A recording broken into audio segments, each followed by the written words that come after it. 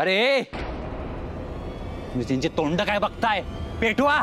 खबरदार कोणी पुढे आला तर.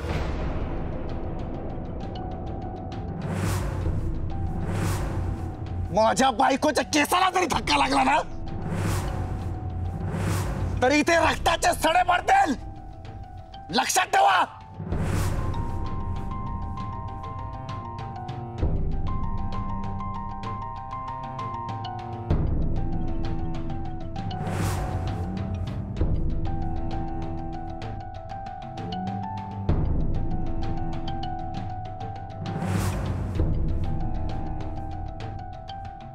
दादा, तुम्ही तुमच्या बायकोचं प्रेम, तिचा त्याग हे सगळं विसरला, पण मी माझ्या पत्नीचं विसरलेलो नाहीये. आणि आज हे बोलताना मला अभिमान वाटतोय की मी तुमच्यासारखा अजिबात नाहीये. तुम्ही सगळ्यांनी देखत माझ्या आईचा अपमान केला, तिला खाली पाहायला लावलं.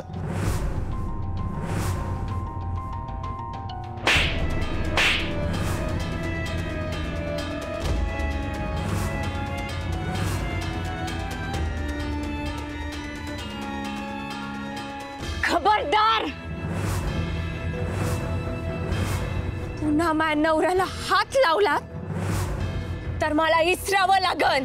तुम्ही कोण आहात ते? ए मुक्ता, तोंड सांभाळून बोलायचं तू. लय सांभाळलं, सहन सुद्धा केलं. मग घर जाळायला निघाला, शांत होते. माझ्या कुटुंबातल्या माणसांना संपायला निघालात तरी शांत होते. आता नाही, आता नाही. संबळ वाजवणारी मुलगी काय तांडव घालू शकते हे बघाच तुम्ही.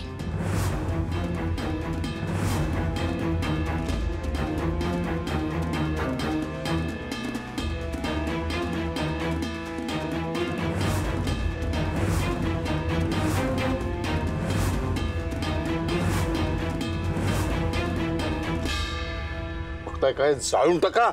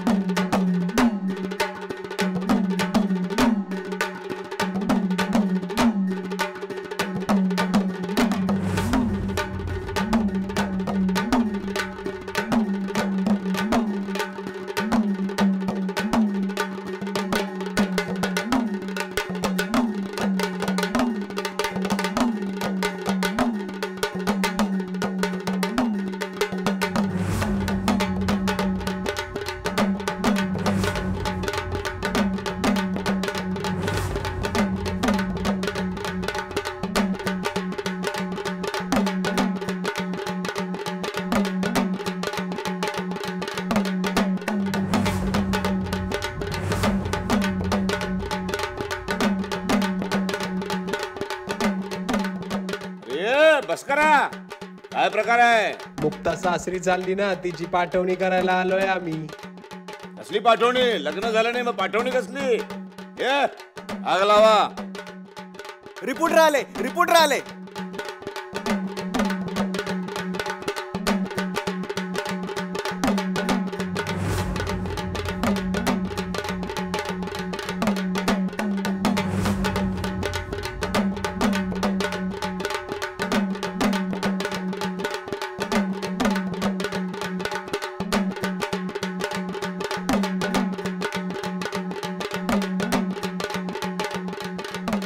थांबा थांबा.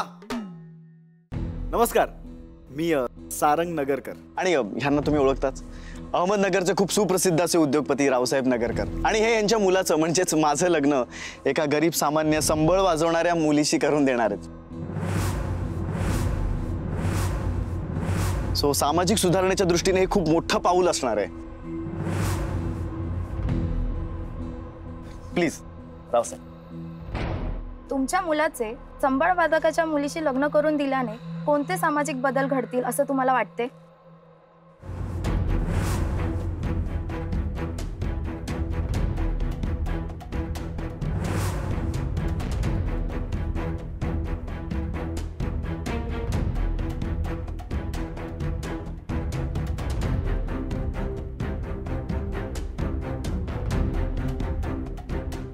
मुक्ता, चांगली चाल खेळलात तुम्ही दोघं.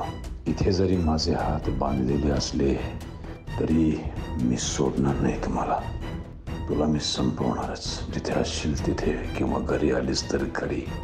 पण तुला सून म्हणून मी कधीही स्वीकारणार नाही. आई भवानी सुखी ठेव ग लेकरांना. मुक्ते, माझी बाय. आई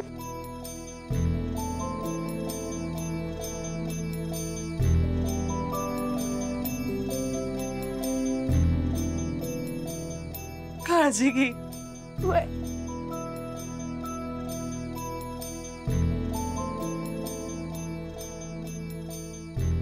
आई अण्णा, तुम्ही काळजी नका करू, सगळं नीट होईल. पोरी,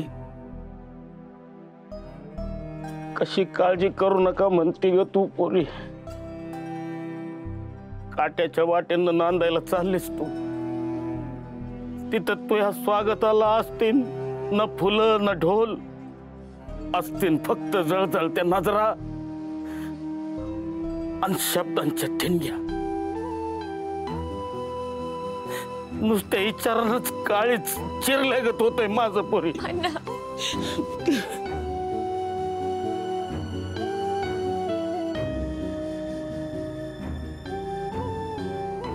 आई अण्णांची काळजी घ्या.